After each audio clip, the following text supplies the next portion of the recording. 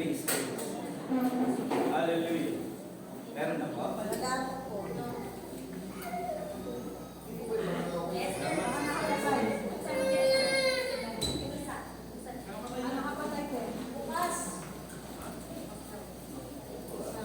Best friend ko na lang.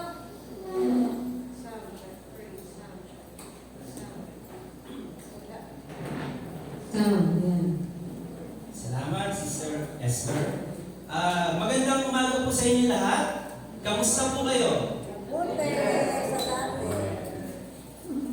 Nangingiti po ba kayo patuloy sa kabutihan ng Panginoon? Amen. Masarap pong maglingkod sa Panginoong Diyos, sa'yo po ba? At isa sa dahilan na naglilingkod tayo sapagkat ang Diyos po ay matagumpay. Amen. At ang lahat ng sumusunod sa Kanya ay nagiging mananagumpay. Amen po ba? Kaya nga no wonder no, magiging mga winner kayo. Already winner. Amen po ba? Amen. Ano ba yung tsura ng winner? Masaya. Parang si Alex Ayala, ano ba yun? No, yung tennis na Pilipinang babae. Talaga kapag winner, proud na proud ka eh. Di ba? Yung mga soul winner dapat ganun. Amen? Biro nyo hindi lang yung trophy ang tataglayin nyo, kundi isang kaluluwa para sa Panginoon. Amen? Dapat you should be proud. Amen? Kayo ay magiging link ng isang kaluluwa para sa Panginoon. Praise God. Okay po, magpapatuloy po tayo sa ating series. At ang ating pong topic ngayon ay why evangelism matters more than ever. Bakit nga ba ang pag-iibanghelyo ay napaka-importante? No? Bakit nga ba ito napaka-importante? Alam po ninyo sa mga nagdaang linggo, meron pa tayong background dito.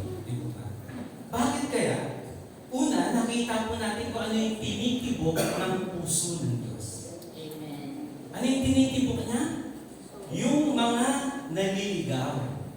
Yung mga nawawala.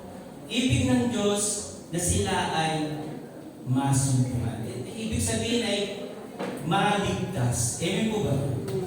Ito yung tibok ng puso ng Panginoon. At magandang bagay, ito rin ang tinitibok natin. At kaya ito po yung naging priority ng Panginoon. Amen po ba? Ito yung priority niya na sila ay iligtas. Kung kaya, tinawag kayo para maging soul winner. You were called to be a soul winner.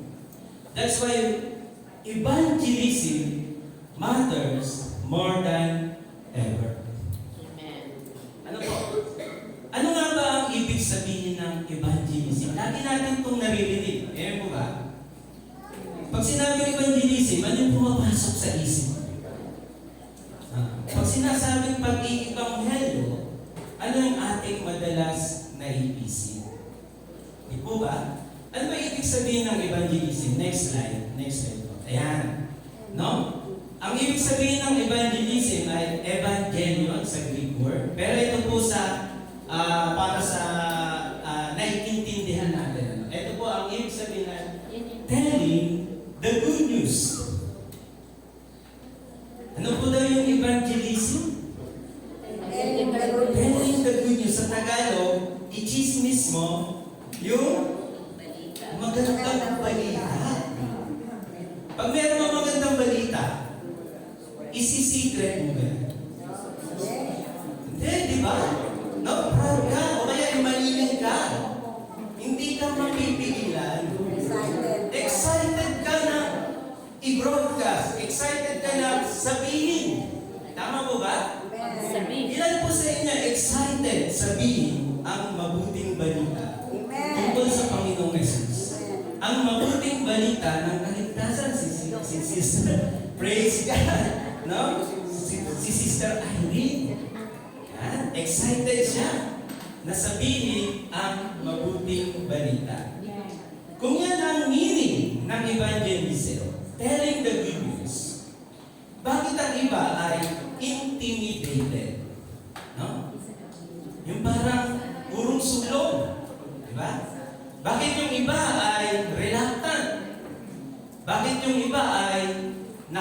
confuse sila para sabihin ang magandang balita. Bakit kaya? Nararamdaman nyo na ba yun? O naranasan nyo na ba yun? Na mag-share kayo ng mabuting balita pero parang kinakabahan kayo, natatakot kaya sa susunod na lang. Maghihintay na lang ako ng iba pang pagkakataon. O minsan parang natatakot kayo. Tsaka na lang. Bakit kaya tayo intimidated? Bakit kaya tayo reluctant?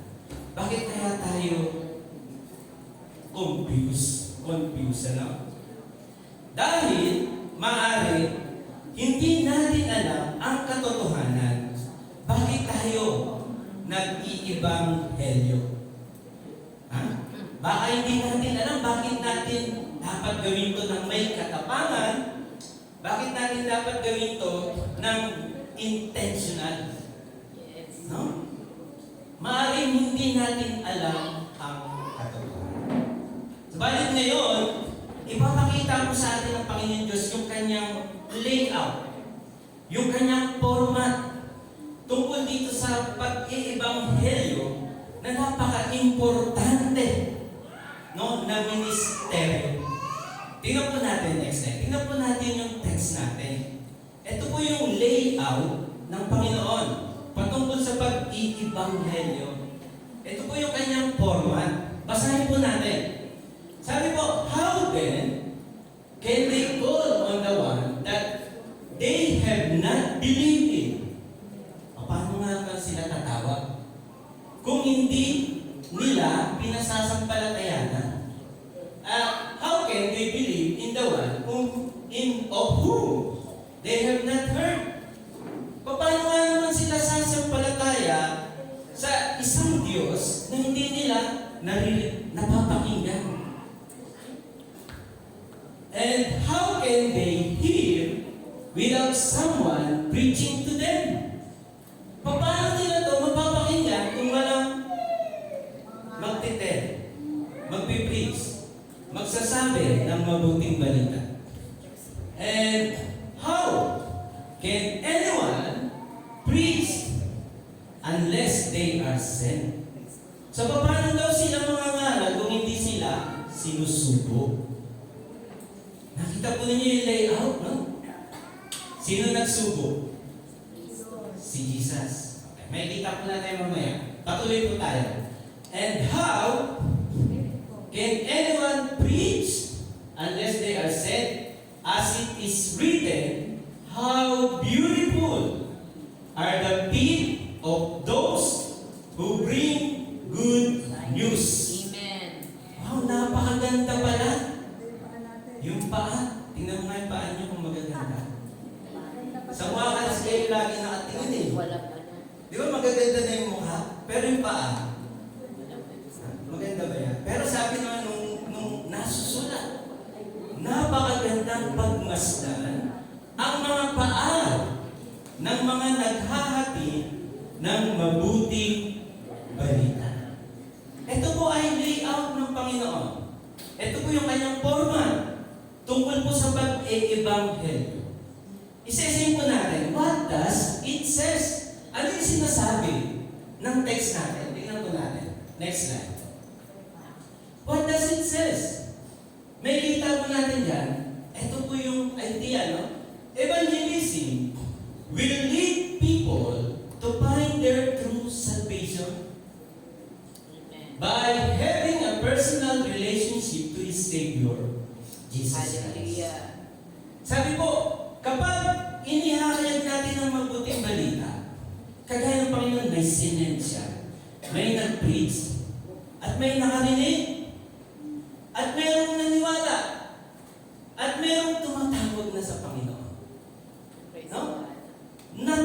Natutuntun nila yung katotohanan tungkol po sa kaligtasan sa pamamagitan ng pananalig sa Panginoon Jesucristo. Tama po ba? No, nakita po natin, ito yung sinasabi ng teksto. Kaya nga may sinend ang Panginoon, may nagturo, may nagsabi, may nagsalita, at mayroong nakarinig. At nung may narinig nila, natuto silang sumampalataya sa Diyos. Nangyari ba sa inyo? Paano kayo naligtas? Nakarinig kayo na? Mabuting balita. Mabuting balita ng kaligtasan tungkol sa Panginoon. Di ba? Kung wala kayong napakinggan, maaari iba-iba pa rin yung ating paniniwala ng kaligtasan. Amen?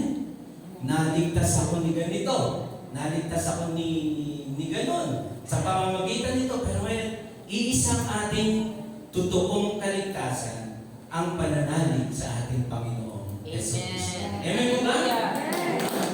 Ito ba yung sinasabi? Ano yung ibig sabihin naman ito? Tingnan ko natin. What does it mean? Evangelism is a God-given responsibility to those who have been saved. Naligtas po tayo, di ba? Mari hindi ikaw yung sinend, hindi ikaw yung nag-preach, pero nakarinig ka. Amen po ba? You became a witness. Kaya ito nga po yung format, yung mga apostol, sinend ng Panginoon. Namatay na sila. Amen po ba? Pero nag-preach sila. Nung nag-preach sila, yung mga preacher, maaaring namatay na. Pero may nakarinig.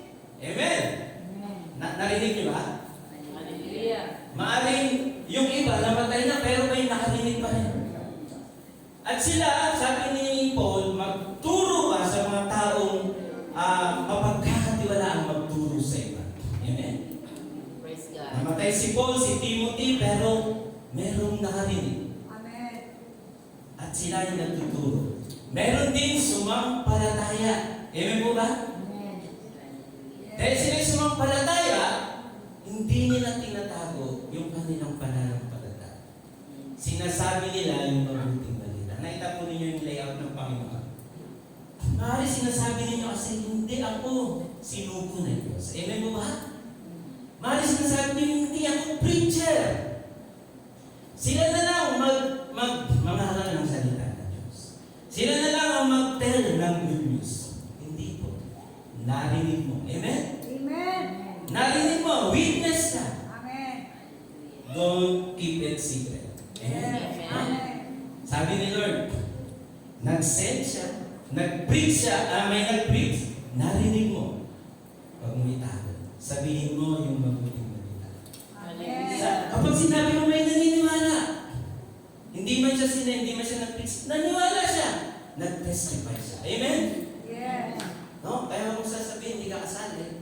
Yes. No? Ito yung napaka-importanting ministeryo sa loob po ng iglesia. Yes, Lord. At sabi, may mga tumatawag na sa Panginoon. They were entitled, no? Doon sa pagpapala ng Panginoong Diyos. Kaya sila ay naliligtas. So, nakita po natin yung sinasabi, amen po ba? Yung format ng Panginoon. Ibig sabihin, part kayo ng ministeryo na to. Hindi lang sa mga pastor. Amen? Hallelujah. Hindi lang sa mga preacher. Hindi lang sa mga sinusugo. You are part of evangelism. Amen. God said, the one who said they preach, and when they preach, many have heard, and when they heard, many have believed, and when many are calling unto the Lord. Amen! Just like you. Amen po ba ron? So, anong dapat natin gawin? What should we do? Next slide. We should be bold to go. Sabi na, napakagandang tingnan ang mga paa. Amen po ba? Kapag ikaw ay pupunta sa isang lugar at ipapahayag mo ang mabuting balita ng Diyos, huwag ka ma-discourage. Sabi nun, ang ganda, tingnan. Amen? No? Napakaganda po nun. No, sabi nga, we should be bold to go and make evangelism. Sapagkat under God's sovereignty. Amen po ba? Hindi mo ito gagawin dahil sinasabi namin dito. Ito ay under sa soberanya ng Diyos. Amen po ba? Sabi niya, all authority are given unto me in heaven and in earth. Go! Amen po ba? No? And preach the gospel. And be a responsible witness. Kaya nga po, go and tell the good news. Amen? Palakpan namin. I will be courageous. Amen? I will be bold. Amen? Sino pa po ba reluctant sa akin? Meron ba? Sino po ang naku-confuse? Meron? Sino po ang intimidated? Sabi po, all authority are given unto me. Go and preach the gospel. Amen? Go and tell the good news. Pray po tayo. Panginoon, pinupuri ka namin. Tunay nga, Lord, samahan mo po kami sa oras na ito. Usan po, Lord, ang aming mga isipan, aming mga mata, spiritual, aming mga puso. Dalayan namin, Lord, na kayo nga po ang magsalita, mangusap sa amin. Sapagkat, Panginoong Diyos, kayo, Lord God, ang aming pinagsisilbihan. Hayaan mo, Lord God, na punin mo ang aming puso na yung mga salita na kami ay maging handang maglingkod sa iyo. Magdala ng maraming kaluluwa. Maging matatag, maging matapang, na isulong, Panginoon Diyos, ang ministeryo na iyong tinatag, ang pag-iibanghelyo, ang pagsasabi ng mabuting balita. Sama mo po kami, Lord, at pagpalain sa matamis na pangalan ng Panginoong Hesus. Amen. Amen. Palakpakan na po natin. Lahat po tayo, wala pong exempted dito. Wag po kayong maghanap, o kaya makinig ng tinig na sinisend ko kayo, sabi. Kaya marinig ko yung send ng Panginoon. Para mag-tell ako ng news. Kailangan maging preacher ako, mag-aral ako sa Bible school. Para mag-tell ako ng news. Hindi. Sapat na, na marinig mo. Sapat na sumampalataya.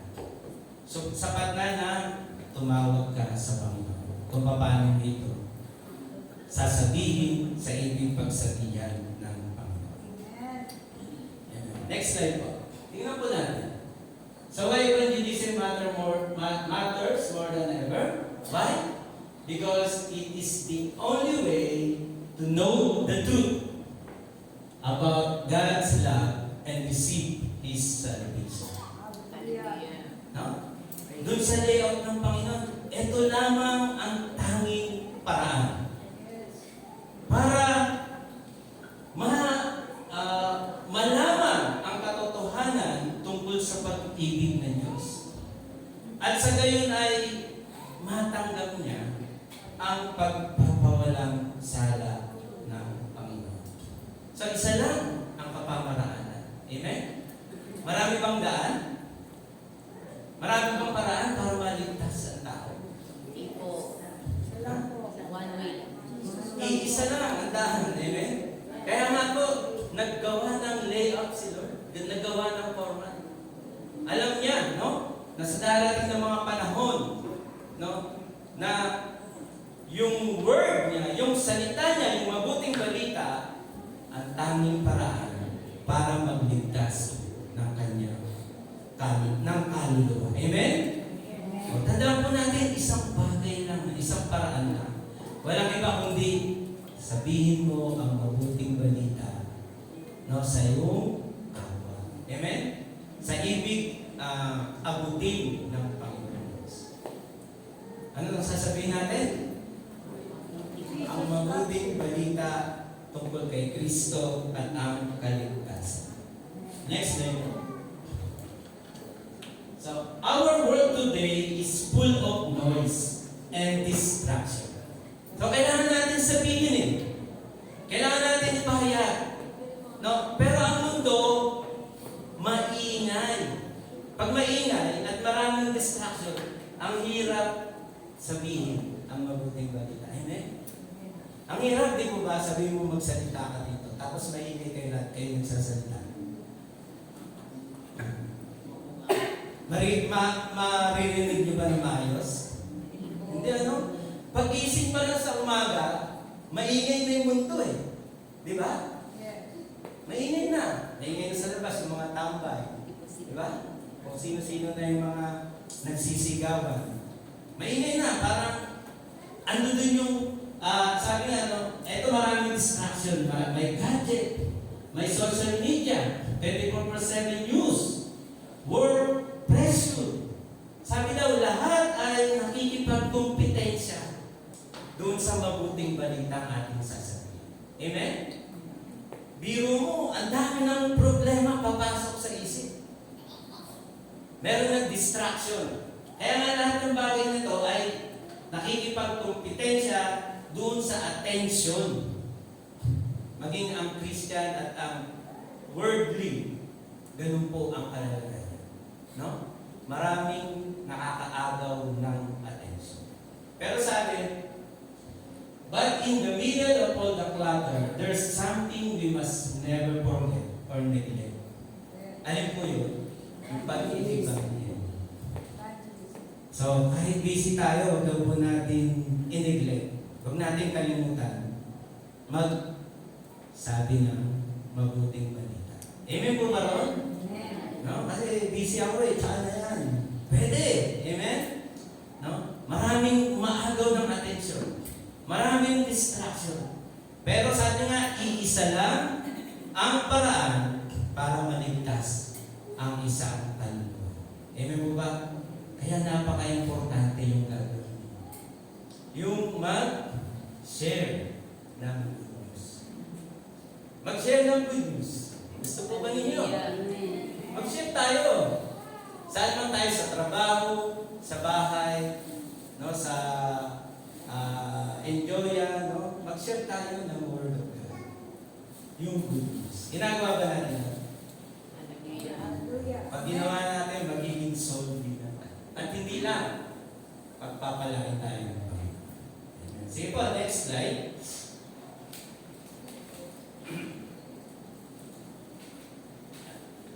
So, tingnan po natin, no?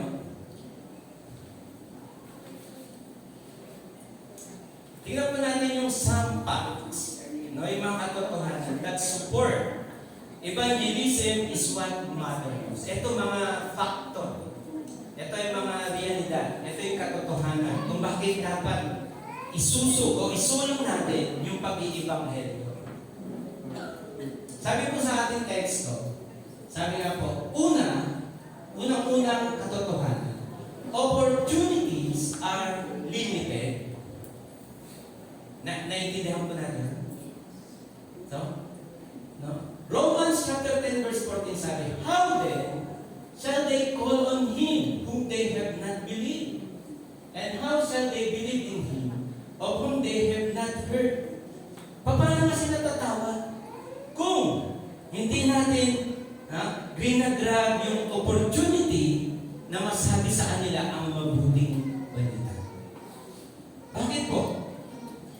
Sapagkat ang pag-iebanghelyo ay isang time-sensitive opportunity. Tandaan po ninyo, araw-araw ay binibigyan tayo ng Panginoong Diyos i-share yung gospel. Amen? Araw-araw hindi lang dumadating para kumain tayo. Amen? Araw-araw ay dumadating hindi lang para gawin natin yung mga libangan natin. Araw-araw ay dumadating sapagkat binibigyan tayo ng pagkakataon ng Panginoon Diyos. I-share yung mabuting balita. Amen po ba?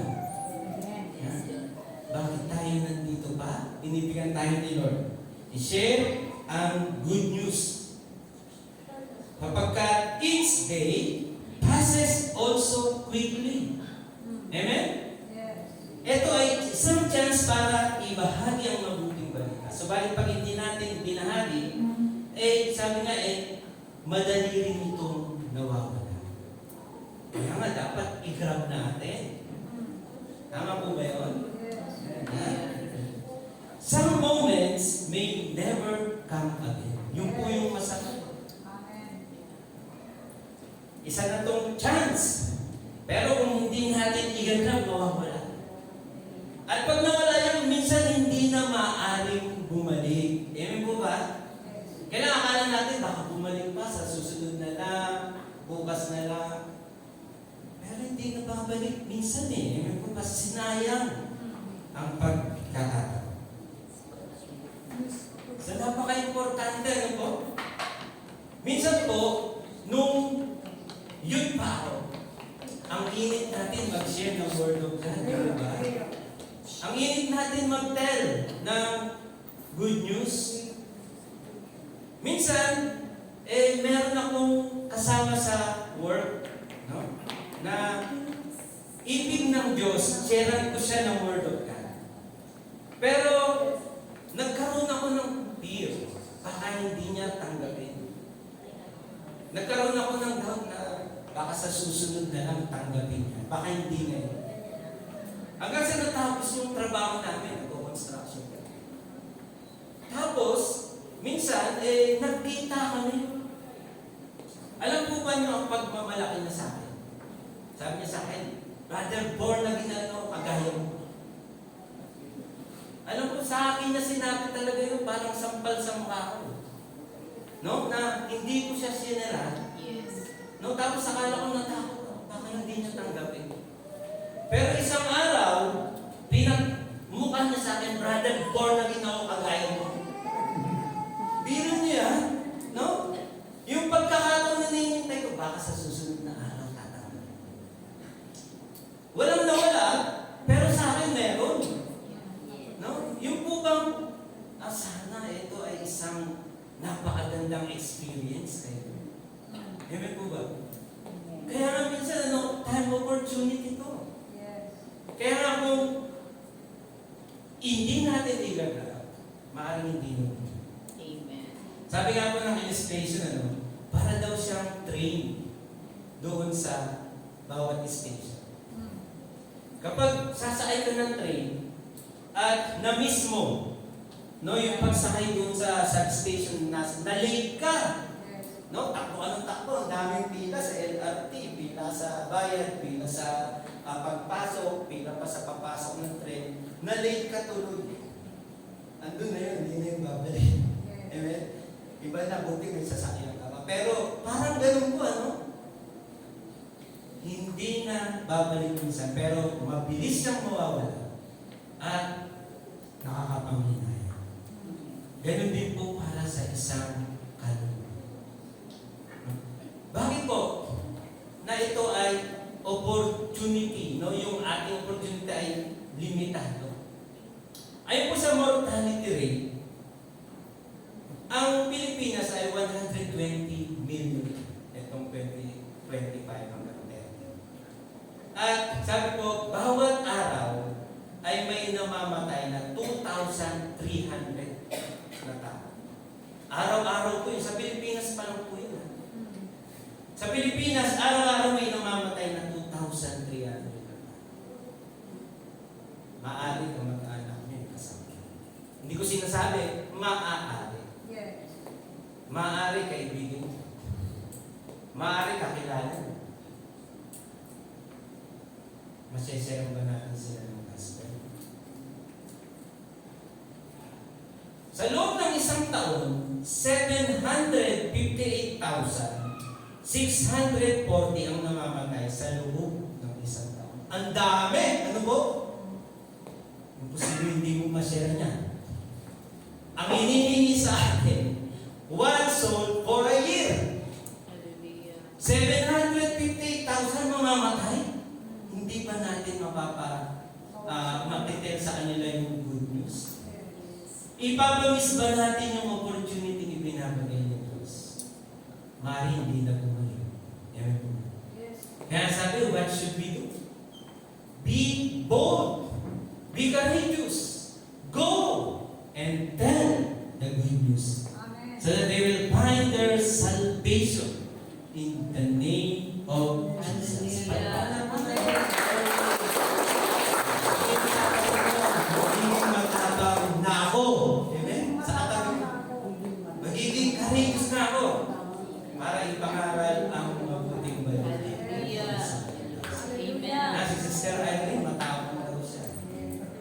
be the glory. Excited siya. Pangaral ang mabuti. To God be the So, glory. tandaan pa natin, no? Opportunities are limited. Next slide. Kasi meron tayong Bible already. Sabi nga po, the word message is different. Ibang-iba, sabi natin, isa lang ang daan. No? Para sila ay maligtas, yung pagsishare ng word. Pero yung message ng word, kakaiba. Amen? Sabi nga po, world over 1,000 message about anything. Libo-libo yan. Tingnan mo yung cellphone mo, sa movie pa lang, hindi na maubos oras mo, di ba? Sa movie pa lang, ako nga, ubos oras ka. Naiinis ako minsan, mag-aaral ako ng word, napupunta ako sa ubos oras! Pero sabi ko, sayang word ko lang yung isip na sa'yo. Kaya ang hirap mag-aaral pag may cellphone, no? Challenge po sa amin. Kaya nga po, sabi nga isa lang ang tanging para maligtas po. But none of them can save us all. Maraming mga message tungkol sa word niya. Pero hindi po yun makakaligtas ng tao. Tama po ba? Ha? Only the message of Jesus Christ can save soul and bring eternal life. Tama po ba yun? Yung tanging mensahe lang ng Panginoong Yesus ang makapagliligtas ng amin. Reluctant ka pa ba? Ha? Confused ka pa ba? Intimidated ka pa ba? Ha? Bakit? Anong sinasabi? No? Sabi ko dyan how beautiful are the feet of them that preach the gospel of peace and bring good tidings. Bring glad tidings of good things means evangelism po yan. Amen. Napakaganda rin yung mga paano nag-iiba ngayon. Bakit sinabihan no? Kasi ang dala-dala mo ay yung mensahe ng Diyos. Amen po ba ron? No? Hindi ka lang maganda, kundi ang dala-dala mo ay ang mensahe ng Panginoon.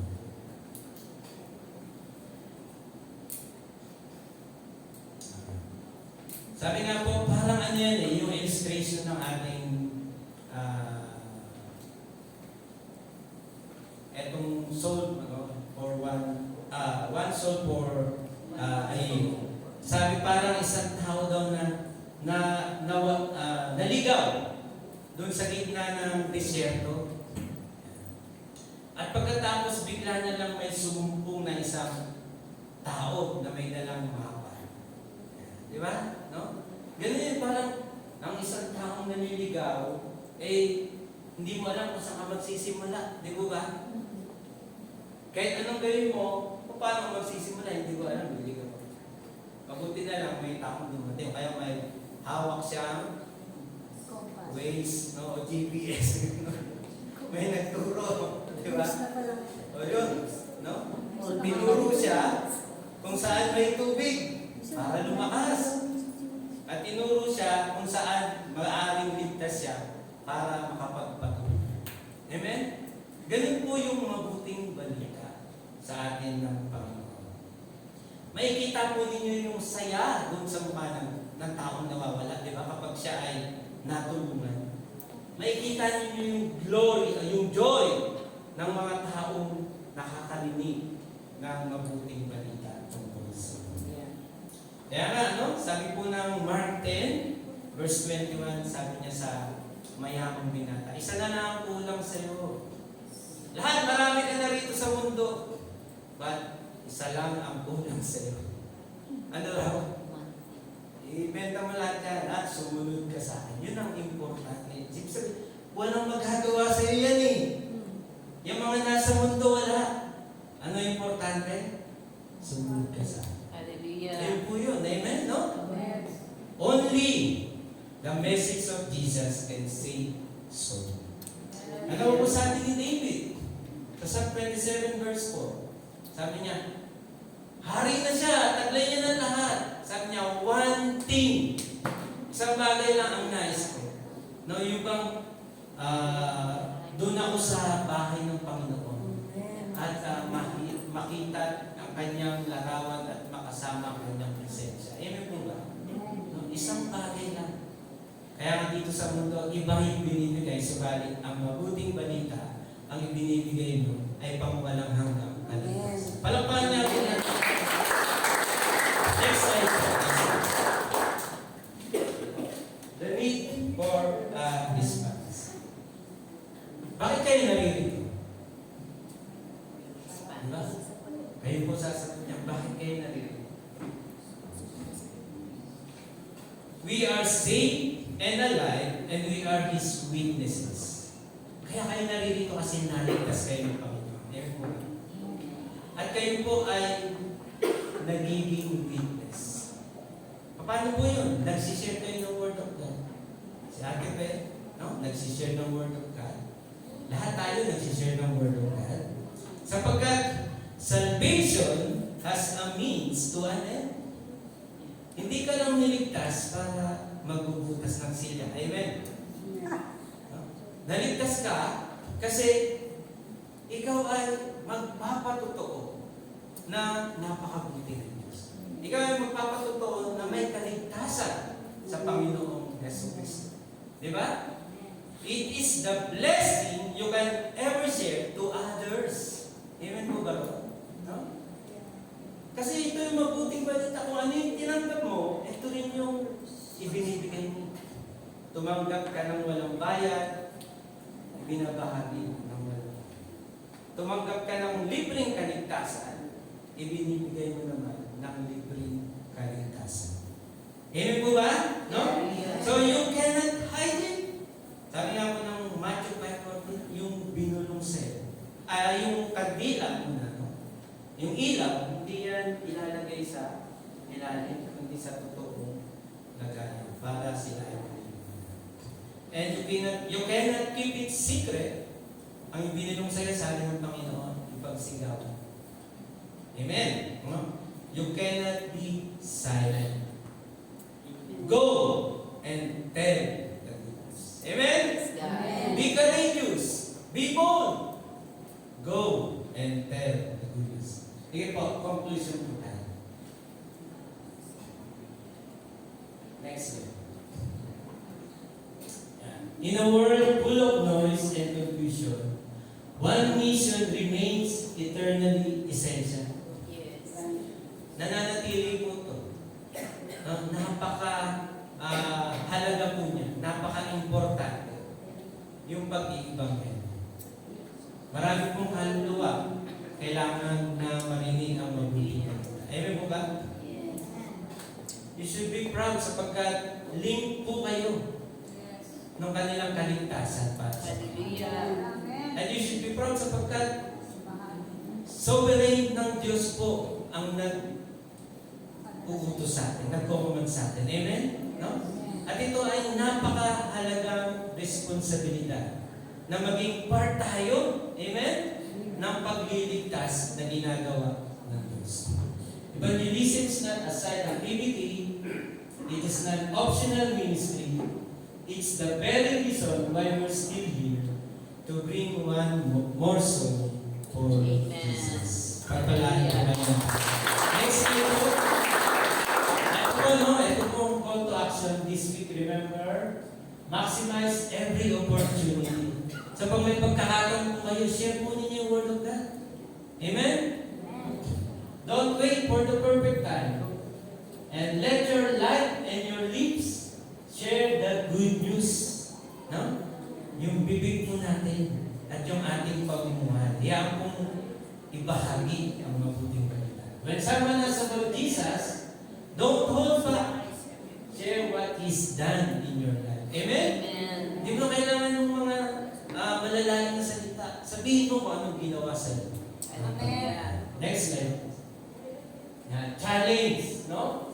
Ito po, magkaroon po kayo ng goal. Share the gospel with at least one person this week. Meron na po ba kayong tinatarget? And when you do, give thanks. You never know that conversation might open the door for someone's eternal salvation. Papalain ko kayo.